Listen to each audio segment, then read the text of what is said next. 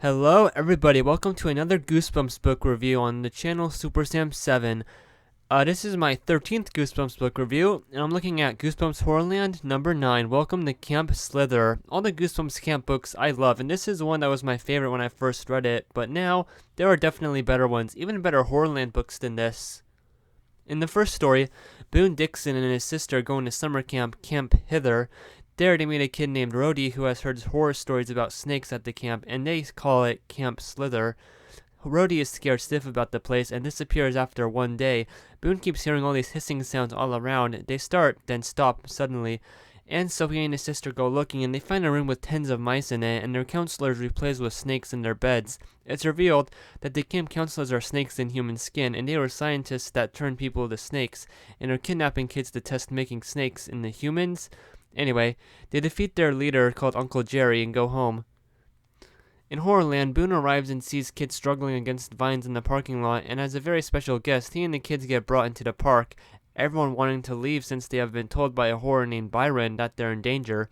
Byron is gone now, and the kids are sent to see the Keeper, who is really Dr. Maniac from Book 5, and he has the kids walk on a giant treadmill.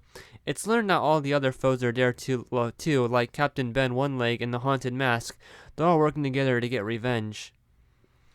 So the Horror at Camp Jelly Jam is the partner book to this one, and that is one of my favorite Goosebumps books ever. I read it after I read this book as a kid. I thought the Camp Slither was great, but Jelly Jam is way crazier, and that new cover is tons better than the old one. But Camp Slither is like half as good, I will say. There were some memorable fun moments that I remembered, like how the story of Serpo was really just a story. The Horrorland part was really bad though, except the last two chapters.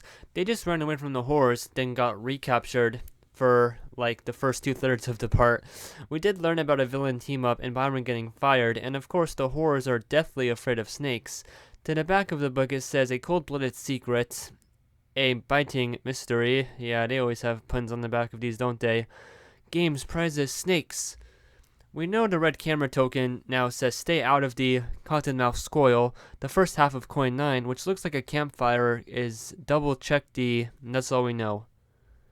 This is map 9, showing the monster obstacle course, a crossroads bridge over the river, and I assume the Keeper's dungeon. Now we have 2/3 of the Horrorland map park completed. So when I was in middle school, every summer I went to summer camp, and middle school is the age these kids in Horrorland are too. Maybe that's why I like the camp stories the most. R.L. Stine really makes a great description of camp and its activities. The camp myth was a little cliche, but there's a surprise about it in the book was well worth it. This was my last page in my book. We can see my username and password for the website when goosebumpshorrorland.com was up. Dan, when in the story, when all the snakes left and after Uncle Jerry, their leader, died, it was a bit underwhelming. Actually, there's a moment where the chapter ends with Boone saying he'll never see Rhodey again in past tense, but then Rhodey returns in the finale and gets turned into a giant poisonous snake. Anyway, I guess it was a little lie for a surprise at the end. I can't imagine how creepy this book would be in live action. This story was less great than when I first read it as a kid, but still enjoyable. I also never thought this cover was that good, but anyway. I also, another also in my sentence, I completely forgot about Dr. Maniac showing up at the end.